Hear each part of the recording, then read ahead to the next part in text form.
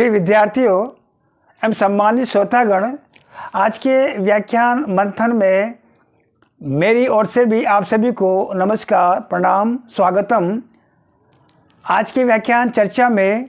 MSc पूर्वाध रसायन शास्त्र के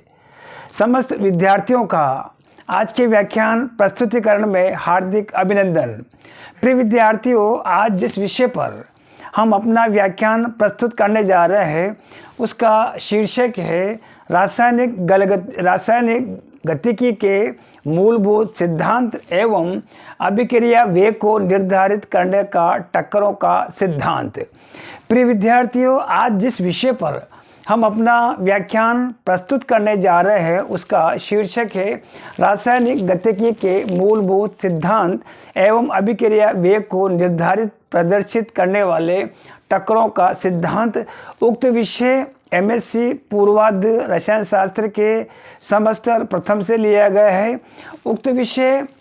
इकाई तृतीय से रासायनिक गतिकी के रूप में लिया गया है। उक्त विषय एमएससी केमिस्ट्री सेमेस्टर 1 से चुना गया है, इकाई तृतीय से चुना गया है, भौतिक रसायन विषय से पेपर 3 से चुना गया है। प्रिय विद्यार्थियों, आज का जो विषय है इस विषय में रासायनिक गतिकी से संबंधित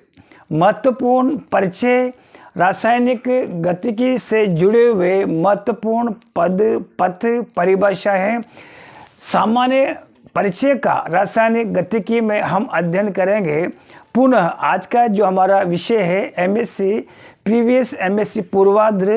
रसायन शास्त्र से प्रश्न पत्र तृतीय से भौतिक रसायन विषय से इकाई तृतीय से रासायनिक गतिकी के रूप में लिया गया है। आज का हमारा विषय रासायनिक गतिकी के मूलभूत सिद्धांत एवं अभिक्रिया वेग को निर्धारित करने का टक्करों का सिद्धांत के रूप में लिया गया है। प्रिय विद्यार्थियों, आज का जो हमारा विषय है ये 2 भागों में विभाजित है, 2 शीर्षक में विभाजित है, जिसमें पहला वाला रासायनिक गतिकी के मूलभूत सिद्धांत परिचय का हम अध्ययन करेंगे। इसके अलावा इसका जो दूसरा द्वितीय जो भाग है वो रासायनिक गतिकी के टक्करों के सिद्धांत पर आधारित है, टक्करों के सिद्धांत से जुड़ा हुआ है। आइए सबसे पहले रासायनिक गतिकी के प्रमुख बिंदुओं,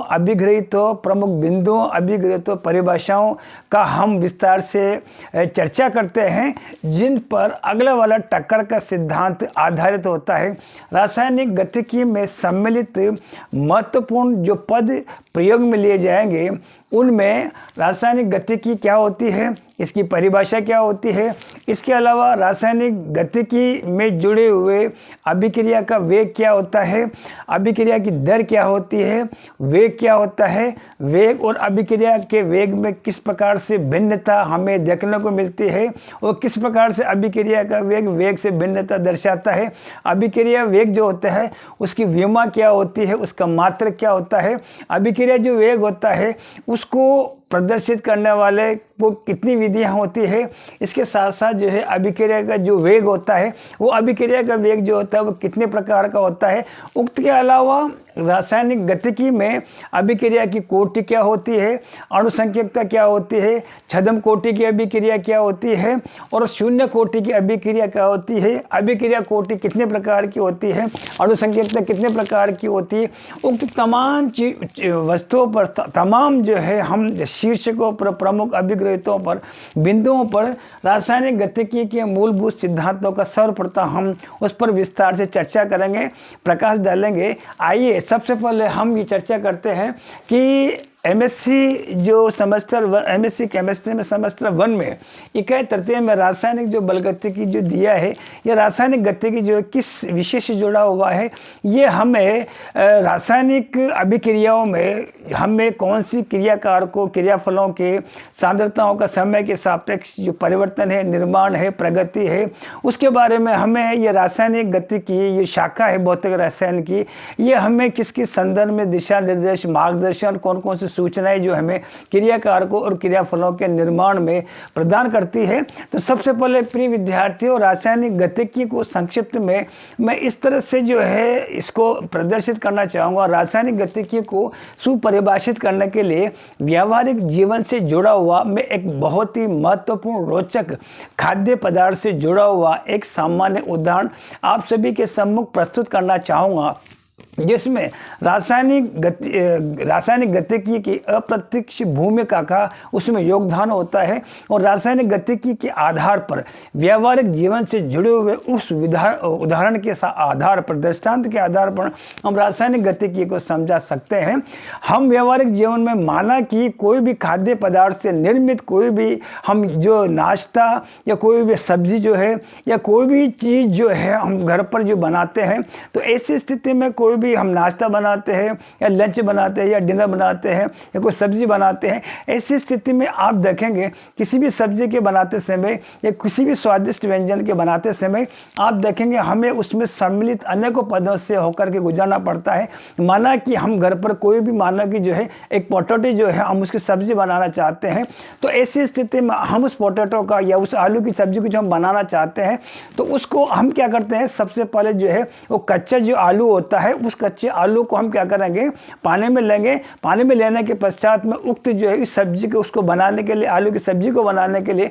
प्रिय विद्यार्थी हम क्या करेंगे, उसको गर्म करेंगे। गर्म करने के उपरांत में जो है जब उबल जाएगा ऐसी स्थिति में उसके छोटे छोटे टुकड़े करेंगे और आवश्यक जो है मसाले उसमें मिश्रित करके अंत में जो है फाइनल जो है हमारे पास में जो है खाने योग्य जो हमारे पास में उक्त जो है स्वादिष्ट सब्जी का जो है हम तैयार करते हैं, बनाते हैं। ठीक उसी तरह से आप देखेंगे जिस प्रकार से व्यावहारिक जीवन में हमने किसी सब्जी का, नाश्ते का या किसी स्वादिष्ट व्यंजन का हम निर्माण करते हैं, तो ऐसी स्थिति में हम अनेकों पदों से, अनेकों पदों से, अनेकों क्रियाविधि से होकर के गुजरना पड़ता है और उसमें जो है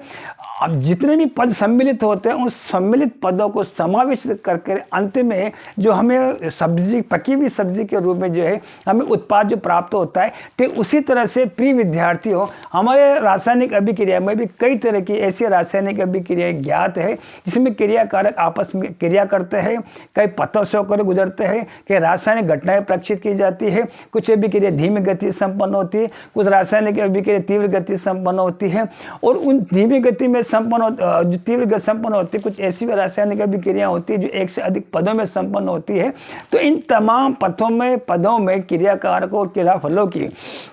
संरचनाओं का और क्रियाविधि के निर्माण में आपस में क्रिया करके रासायनिक जो घटनाएं संपन्न होती है, इस स्थिति में तमाम घटनाओं का समावेशित करके अंत में क्रियाफलों का जो निर्माण होता है, तो वो तमाम समस्त जो प्रक्रिया है, वो समस्त जितने भी पद हैं वो रासायनिक गतिकी के अंदर समावेशित किया गया है। जैसे एक सामान्य उदाहरण मैंने आप विगत कक्षाओं में पढ़ चुके हो कि जब एथिल एसीटेट का जल अपघटन होता है तो ऐसी स्थिति में हम एसिटिक एसिड और एथिल अल्कोहल जो पर्याप्त होता है। एथिल एसीटेट और जो जल है ये दोनों के जो है क्रियाकारक के रूप में प्रयोग में लेते हैं और आप देखेंगे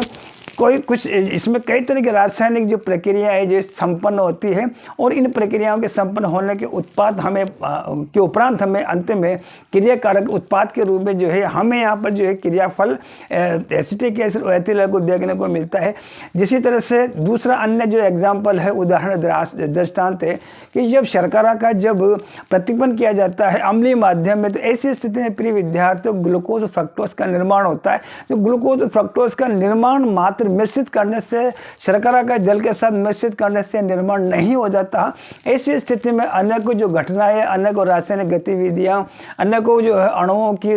प्रक्रिया है, गतिविधियों का संचालन होता है। ये संचालन जो पूरा का पूरा संपूर्ण होता है वो रासायनिक गतिकी के अंदर जो है हमें दर्शाता है। तो प्रिय विद्यार्थी, जिस तरह से एक व्यावहारिक जीवन का मैंने आपको उदाहरण देकर के बताया कि किसी भी व्यावहारिक जीवन में, हमारे दैनिक जीवन में कोई भी खाद्य सामग्री का, किसी भी स्वादिष्ट व्यंजन का या किसी भी नाश्ते का जो है हम घर पे निर्माण करते हैं, तो ऐसी स्थिति में हमें कई पदों से और पदों से होकर के जो है गुजरना पड़ता है और तत्पश्चात हमें जो एक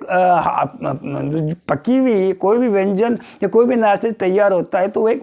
क्रियाफली उत्पाद के रूप में जाना जाता है। ठीक उसी तरह से उन्हीं पदों के आधार पर, उन्हीं पदों के आधार पर कई इस तरह की रासायनिक अभिक्रियाएं संपन्न होती है। कुछ अभिक्रियाएं जटिल होती है, कुछ अभिक्रियाएं सरल होती है और कुछ अभिक्रियाएं जो है तीव्र गति से संपन्न संपन्न होती है, कुछ रासायनिक अभिक्रिया ऐसी होती है जो एक से अधिक पदों में संपन्न होती है। ऐसी स्थिति में तमाम रासायनिक क्रियाकारकों और क्रियाफलों का आपस में संरचनाओं, क्रियाविधि, समय के सापेक्ष जो है उनका जो परिवर्तन होता है, वो समस्त जो सारे के सारे जो प्रक्रिया है, जो पथ है, जो पद है, वो रासायनिक गतिकी के अंदर सम्मिलित किया गया है। तो प्रिय विद्यार्थियों, सबसे पहले रासायनिक गतिकी क्या होती है, भौतिक रसायन में इसका क्या योगदान होता है, तो इसको हम इस तरह से सुपरिभाषित करते हैं कि भौतिक रसायन की वो महत्वपूर्ण शाखा जो किसी भी रासायनिक अभिक्रिया में क्रियाकारकों अथवा क्रियाफलों का सांद्रताओं का, समय के सापेक्ष क्रियाविधि, संरचनाओं का इत्यादि का हमें ज्ञान या बोध करवाती, अध्ययन करवाती है, भौतिक रसायन की वो शाखा रासायनिक गतिकी कहलाती है। फिर से मैं दोहरा देना चाहता हूँ, आज का जो हमारा जो शीर्षक है रासायनिक गतिकी के मूलभूत सिद्धांत, और तत्पश्चात आप देखेंगे इसमें अगला वाला कि दूसरा वाला जो भाग है अभिक्रिया वेग को प्रदर्शित करने वाला टक्करों का जो सिद्धांत है, तो इसमें आप देखेंगे रासायनिक गतिकी का महत्वपूर्ण योगदान होता है। उक्त विषय इकाई तृतीय से रासायनिक गतिकी के रूप में भौतिक रसायन विषय से एमएससी पूर्वाधि से लिया गया है। तो आप इसको संक्षिप्त में इस तरह से आप इसको सुपरिभाषित करेंगे कि रासायनिक गतिकी भौतिक रसायन की वो शाखा होती है जो क्रियाकारकों अथवा क्रियाफलों का समय के सापेक्ष परिवर्तन, संरचनाओं, क्रियाविधि इत्यादि का हमें अध्ययन करवाती है। ऐसी शाखा जो है रासायनिक गतिकी कहलाती है। प्रिय विद्यार्थियों, रासायनिक जो गतिकी होती है उसमें दो प्रकार के जो रासायनिक परिवर्तन प्रक्षिप्त किए जाते हैं। श्याम पट्टे पर मैंने लिखा है, एक तो उत्क्रमणी शर्त जो है क्रियाकारकों अथवा क्रियाफलों का प्रत्यक्ष रूप से जो है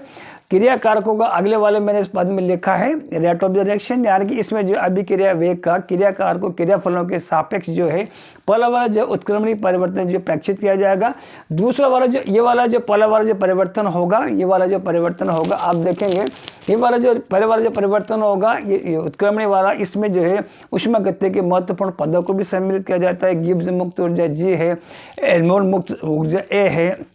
एंट्रोपी एस है। इसके अलावा जो है आप देखेंगे आंतरिक ऊर्जा U और E, इन सभी का तमाम जो महत्वपूर्ण भौतिक राशि है उनको भी इसमें समावेशित किया जाता है। दूसरा वाला हमारे पास में जो है based on that is of non equilibrium condition पर जो है अनुत्क्रमणता की शर्त के आधार पर हम क्रियाकारकों क्रियाफलों का जो है हम उसमें विस्तार से अध्ययन करेंगे। तो ऐसी स्थिति में हमें जो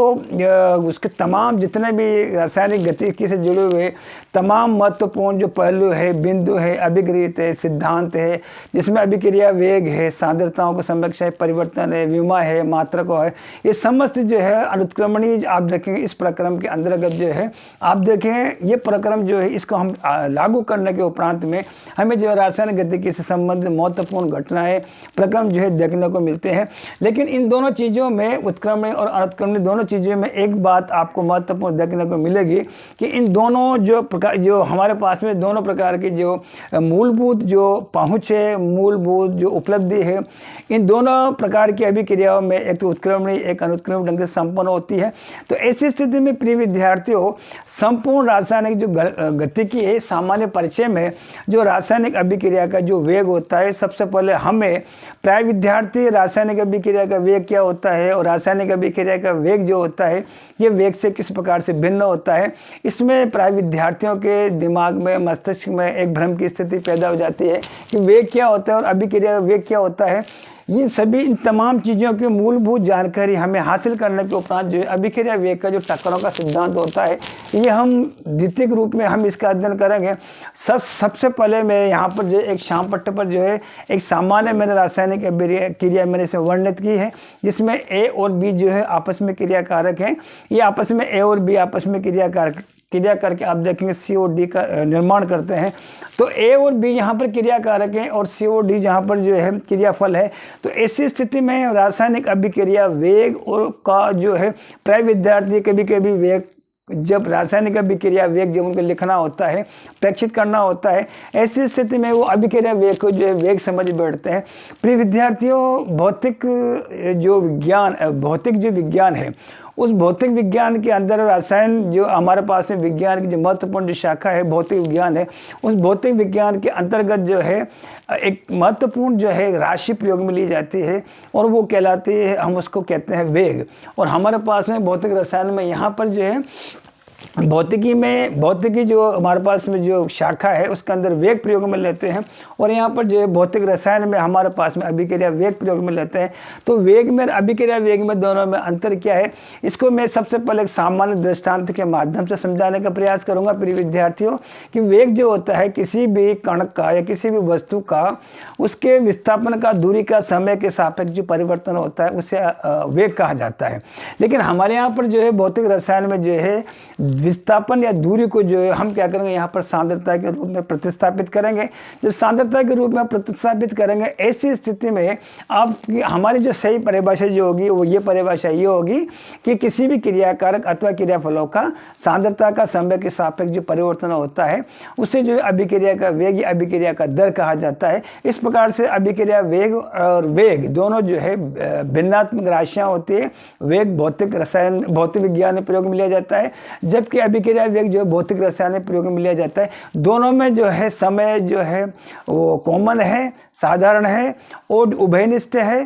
टी समय उभयनिष्ठ है, लेकिन आप देखेंगे भौतिक रसायन में या रासायनिक गतिकी में आप देखेंगे कि उसमें जो है आप सांद्रता को प्रयोग में लेते हैं, जबकि आप देखेंगे भौतिकी में वेग में आप विस्थापन को प्रयोग में लेते हैं। इस प्रकार से अभिक्रिया वेग और वेग दोनों अलग अलग राशियां हैं। आने वाले समय में हम इसी अभिक्रिया वेग को और अधिक ढंग से जो प्रभावी ढंग से इसको सुपरिभाषित करेंगे। फिलहाल इतना ही, आप रखिए अपना ख्याल, मुझे दीजिए इजाज़त। पुनः आप सभी को कोटि कोटि धन्यवाद, आभार।